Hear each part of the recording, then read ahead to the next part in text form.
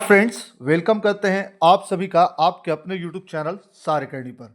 और आज इस वीडियो में और इस क्लास में हम लोग पढ़ेंगे सीटेट में पूछे जाने वाले हमेशा से एक महत्वपूर्ण प्रश्न जो संबंधित होता है ले वैगस्की से। यानी कि ले वैगस्की वो नाम जो भाषा मनोविज्ञान और बाल मनोविज्ञान में बहुत बड़ा नाम है, जो हमेशा से सीटेट के एग्जाम में 5 नंबर आपको देता है। तो इस टॉपिक को पढ़ने से पहले एक छोटा सा रिक्वेस्ट है कि वीडियो के लास्ट तक बने रहिएगा, तब ले वैगस्की आपको कंप्लीट समझ में आएगा। तो स्टार्ट करते हैं अति महत्वपूर्ण टॉपिक ले वैगस्की के बारे में। जी हाँ, ले वैगस्की जिनका समय काल 1896 से 1934 तक चला, और यह एक रशियन मनोवैज्ञानिक थे, रूस के रहने वाले बाल मनोवैज्ञानिक थे ले वैगस्की। ले वैगस्की ने मुख्य सिद्धांत सोशल कल्चरल थ्योरी दिया। सोशल कल्चरल थ्योरी किसने दिया? ले वैगस्की ने दिया। सीटेट में एक प्रश्न यह भी आता है कि सोशल कल्चरल थ्योरी के प्रतिपादक कौन है? तो जी हाँ, सोशल कल्चरल थ्योरी के प्रतिपादक हमारे ले वैगस्की साहब हैं। ये ले वैगस्की साहब का इमेज है। ये ले वैगस्की साहब ने भाषा मनोविज्ञान से रिलेटेड अपनी एक थ्योरी दी है, जिसको इन्होंने नाम दिया सोशल कल्चरल थ्योरी। जैसा कि आप नाम देख पा रहे हैं, नाम से ही प्रतीत होता है कि इन्होंने सामाजिक अनुबंध पर ज़्यादा जोर दिया है, यानी कि समाज पर ज़्यादा जोर दिया है।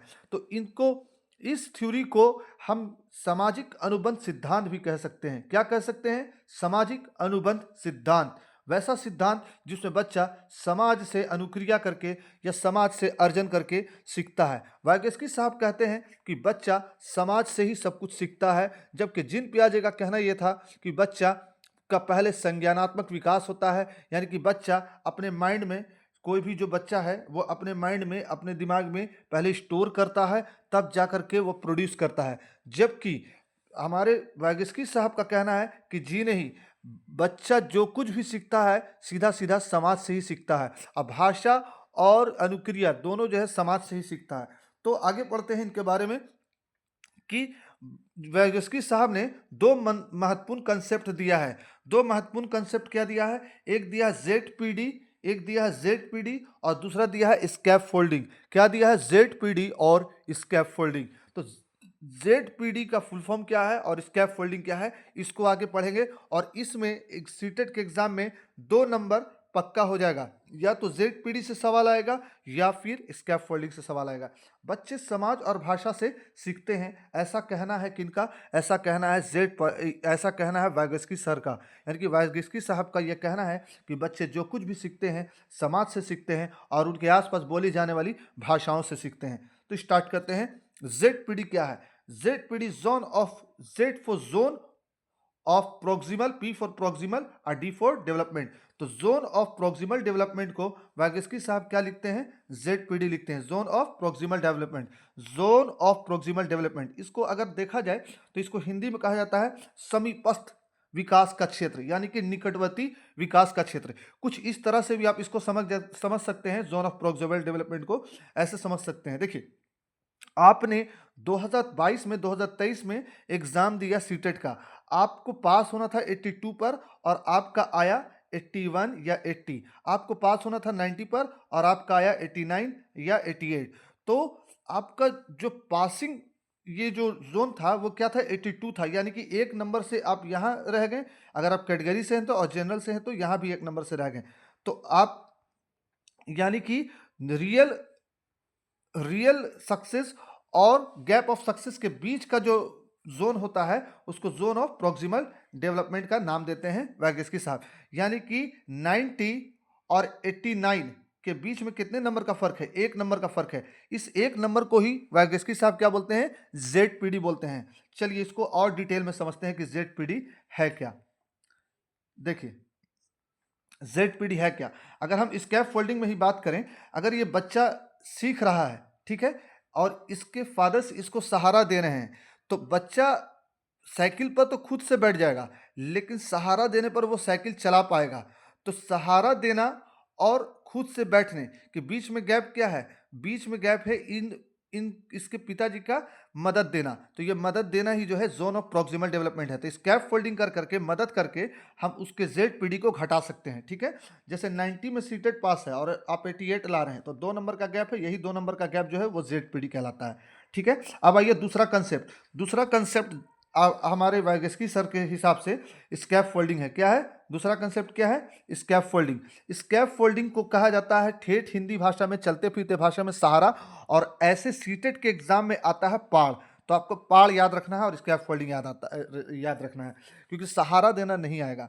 तो स्कैप फोल्डिंग यानी कि पाड़ क्या है वो समझिएगा। इसमें बच्चे को टेम्पोररी सहायता दिया जाता है ना। इसमें बच्चे को कैसा सहारा दिया जाता है? टेम्पोररी सहायता, यानी कि इस पेरेंट्स को आप देखिए, बच्चे को सहारा दे रहे हैं, यहाँ पर सहारा दे रहे हैं, लेकिन जैसे ही बच्चा साइकिल का पैंडल मारने लगेगा, ये पेरेंट्स धीरे से साइड हट जाएंगे और इधर आकर के कहीं पास कोने में खड़े हो जाएंगे, और इसको ऐसा लगेगा कि ये सहारा के वजह से चला रहा है, और ये चलाने लग जाएगा। जब पीछे देखेगा तो देखेगा कि इसके पेरेंट्स नहीं है। तो इससे इस कैप फोल्डिंग देख करके इसके पेरेंट ने इसको चलाना यानी कि साइकिल चलाना सिखा दिया। इसी तरह से हम आपको स्कैप फोल्डिंग देते हैं, आपको सीटेट की तैयारी करवाते हैं, 500 एमसीक्यू की तैयारी करवाते हैं सीडीपी में, और ईवीएस में 1 लाइनर करवाते हैं, साथ ही एनसीईआरटी का कंटेंट करवाते हैं। ये सब हम आपको स्कैप फोल्डिंग देते हैं, जबकि आपको सीटेट की तैयारी करने तो आता ही है, सिर्फ हम सहारा देकर के पीछे हट जाते हैं और आपका 110 प्लस जो नंबर है वो स्कोर करने के लिए आपको प्रमोट करते हैं, ठीक है। क्या है? खुद कर सकता है और मदद कर सकता है। खुद कर सकता है और मदद कर सकता है, यानी कि बच्चा खुद बैठ सकता है, लेकिन पेरेंट्स क्या कर सकते हैं? मदद कर सकते हैं। तो खुद कर सकते हैं और मदद कर सकते हैं करके स्कैप फोल्डिंग दिया जाता है, ठीक है।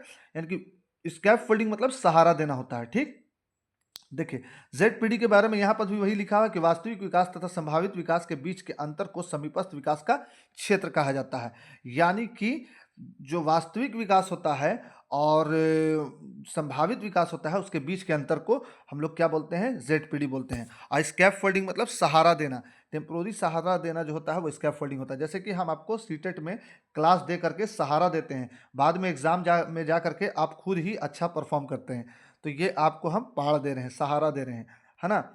और जैसे ही आपका पिछले बार अगर 80 आया था और इस बार 82 या 90 क्रॉस कर जाएगा, तो हमने आपके जेडपीडी गैप को कम कर दिया, यानी कि ख़त्म कर दिया। देखिए, अगर आप फिगर समझेंगे, अगर बाय फिगर भी आप समझेंगे जेडपीडी को, तो इस फिगर को आप ध्यान से देखिए। देखिए क्या है, कहा जा रहा है कि what I can do with guidance, ठीक है। और what the learners can not do, zone of proximal development, यानी कि वो जो लर्नर कर सकता है और वो जो लर्नर मदद से कर सकता है, बीच के गैप को हम लोग क्या बोलते हैं? जेडपीडी कहते हैं, ठीक है। यहाँ पर टीचर सपोर्ट दिया हुआ है और यहाँ पर जो है पास्ट असिस्टेंट दिया हुआ है, ठीक है। तो ये फिगर से भी आप समझ सकते हैं, बीच के गैप को हम लोग क्या बोलते हैं? जेडपीडी कहते हैं। देखिए, जो हमारे वागेस्की सर हैं, इनका कुछ विचार है, ठीक है, भाषा से रिलेटेड, क्योंकि इन्होंने भाषा पर ही ज़्यादा जो है रिसर्च किया, तो भाषा से संबंधित कुछ विचार इस तरह का है, भाषा पर इनके विचार, ठीक। भाषा और चिंतन शुरू में अलग अलग होती है, लेकिन बाद में एक साथ हो जाती है।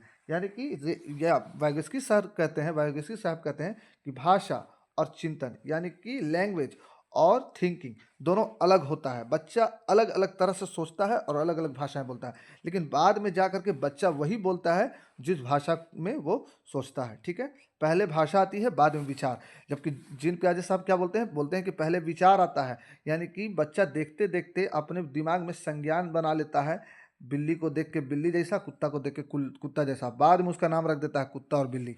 लेकिन वैगस्की सर क्या बोलते हैं कि पहले सुन लेता है, पहले बच्चा जो है कुत्ते और बिल्ली को देख करके सुन लेता है, और यानी कि उस कुत्ते को देखा तो नाम सुन लिया कुत्ता, है ना, डॉग, तो उसको भाषा मिल गया, तब जा करके उसके दिमाग में विचार आएगा कि वो ब्लैक कलर का जो है वो डॉग है। तो वाइगस्की सर का कहना है कि पहले भाषा आती है, बाद में विचार आता है, जबकि जीन पियाजे का कहना है कि पहले विचार आता है, बाद में भाषा। तो ये दोनों बात है। भाषा संज्ञानात्मक विकास को सुगम बनाती है।